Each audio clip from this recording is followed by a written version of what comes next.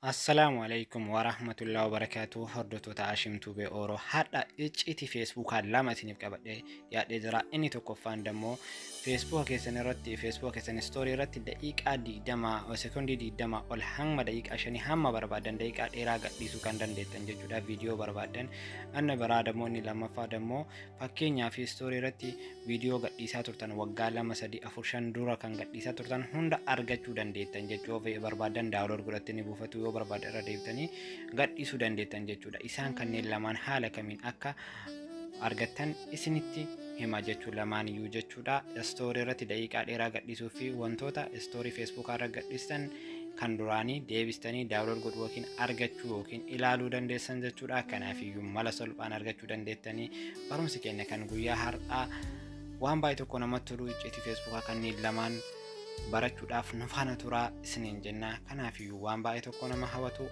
ammaaf gara barumsa keenyaatti seenaa.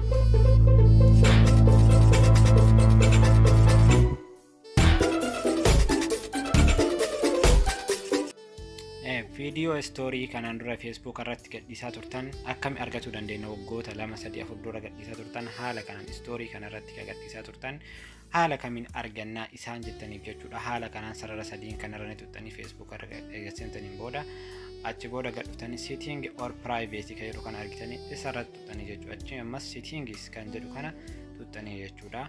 Haala kana yoo tuttanii jettan haala kana isinii baa isin gaddeemtaniitiin maal kadhu barbaadanii your information kan jedhu jalatti activity log kadhu kan argitanii isarratti kilik gootanii jechuudha. Haala kana yoo isarratti tuttanii ammas dhuftanii archive kadhu kan argitanii aspara isa kanarra kilik gootan jechuudha. Xiyyaa hordofaa deemaa ishee innaa isarratti yoo tuttan haala kanaan asparatti isinii baasa. Ammas dhuftanii story archive kadhu kan argitanii bakka xiyyaan jiru kanarra gattutan kuno story kanarratti kunneen warroota ji'oota baay'ee duraa fi waggoota baay'ee dura gadhiisaa ture jechuudha. Story kanarratti argadhaa yoo barbaadan asirraa daawunlood godhuu dandeettanii yoo barbaadan dammoo adeemsanii gadhiisuu dandeettanii haala kanaan argachuu dandeettan jechuudha. Mala salphaan waan baay'ee tokko namatti toluu fi icciitii addaati jechuudha. Kana fakkaata jechuudha. Amma dammoo inni itti aanu jechuudha. Istoorii irratti fakkeenyaaf viidiyoo sekondii 20 ol yookiin daqiiqaa dheeraaf haga barbaadan daqiiqaa 5 7 8 haga barbaadan gadhiisuu dandeettan jechuudha. Kanaaf iyyuu isa kana haala kamiin akka gadhiistan amma isinitti agarsiisaa jechuudha. Inni kun isa lammataati jechuudha. Kanaaf iyyuu haala kanaan feesbuuka keessanii seentanii jechuudha. Anna fakkeenyaaf daqiiqaa dheeraa fakkeenyaaf feesbuuka istoorii irra gadhiisuuf osoo feesbuuka keessa hin seenne maal gootan jechuudha. Messenger irra seentan jechuudha. Messengeruma feesbuuka keessanii san irra seentanii jechuudha. Isa kana istoorii as bira gadhiifamu kana daqiiqaa dheeraa gadhiisuudhaaf jechuudha. Anna Messenger irra erga seentanii booda saayiba keessa wayii fakkeenyaaf friendii keessan jala ka jiru wayii akka nama tekstii godhuu fi as bira bakka kunoo iddoo xiyyaa kan argattanii akka nama viidiyoo erguu fi isa istoorii irra gadhiisuu barbaadan viidiyoo istoorii keessan irra gadhiisuu barbaadan feesbuuk irratti jechuudha. Gadhiisuu barbaadan san irra gadhuuxxanii jechuudha. Haala kanaan kun amma kiyya daqiiqaa 1 sekondii 6 as bira dhuftanii editiif seendi isinii baasa. Isin edit bakka dhufu kana tuttanii jechuudha. Haala kanaan tuttanii wottan your story bakka jettu kanarra tuttanii jechuudha. Kun argitanii iddoo xiyyaa kana achi ammas dhuftaniif cancel fi adii isinii baasa. Isin add bakka dhufu kana argitanii aadii kana tuttanii jechuudha. Duuba deebisanii kun argitanii add kan jedhu kana jechuudha. Innaa amma dhuftanii maal gootan jechuudha. Haala kanaan erga add gootanii jettanii isinii gadhiifamee jira jechuudha. Bakka haala kanaan daqiiqaa amma kun fakkeenyaaf story naan jedhaa jira amma gadhiisee jira isiniif jechuudha. Daqiiqaan takka osoo irraa hin muraminnaaf gadhiifamee jira jechuudha viidiyichi ammaa kun jechuudha. Anamma daqiiqaa 1 fi sekondii kana jechuudha.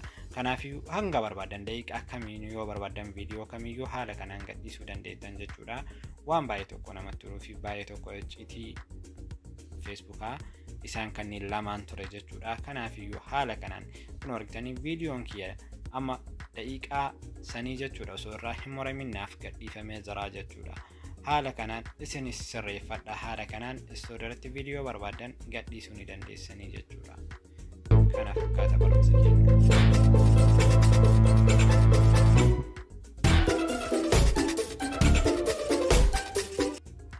Barumsi keenya kan guyyaa har'aa kana fakkaata jechuudha. Haala kanaan warroonni maamila keenya hin taane maamila keenya ta'uuf haala kanaan YouTube keessanii ashimtube oro jettanii itti barreessanii haala kana dhuftanii asfaratti subscribe gootanii mallattoo notification yookaan bilbila fakkaatu kana all irra deebistanii haala kanaan video baay'eetu jira jechuu gara dhibbaa oliitii jira as keessanii kun videos kan jedhu as keessa wantoota garagaraatu jira drama garagaraa akkasumas dammoo barumsa waa'ee technology waaqiin mobaayila aappii kamera Facebook imo WhatsApp Telegram TikTok hundi as keessa jira akkasumas bashannana garagaraa jedha garagaraa wantoota baay'eetu jira jechuudha fi gorsa adda addaa wantoota baay'ee namatti tolantu keessa jira keesseenaati asfaraa hubadhaasniin jennaa hama barumsa biraatii waliin deemnu amma daqiiqaa muraasaaf jechuudha waan nama kolfisiisoo kan qalbii baay'ee tokko nama hawwatu kan isinitti agarsiisa daqiiqaa tokko yookiin lamaaf jechuudha kun affeerraa keessan jechuudha nu faana turaa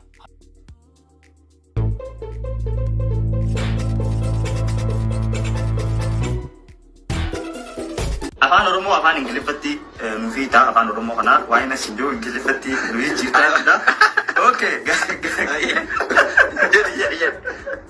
gaabii tokkoffaa waa jetti saahiba kiyya aslii tuna jalaa bade agartanii deeme saahiba kiyya aslii tuna harkaa bade agartanii the sahibeshin asleshin na jalaa badeshin ana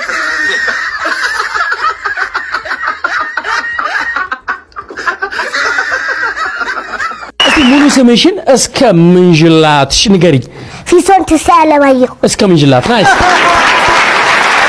እምትወጃቸው ጓደኞችሽን ስም ንገሪ ቡዚዬና ዳግማዊት ዶክተር አብዬ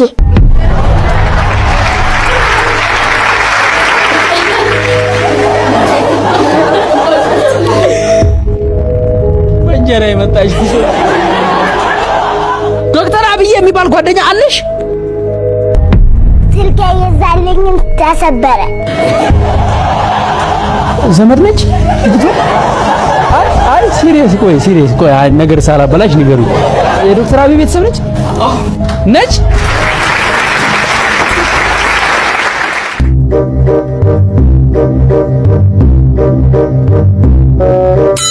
አሁን አንቺ ቃል በቃል ያልሽኛለሽ ዶክተር አብይ ስልክ ገዝቶልኝ ነበር ነው ምትይ አዎ አሁን የምር ስለ ኢትዮጵያ ጠቅላይ ሚኒስትር ነው ያወራና ያለው እና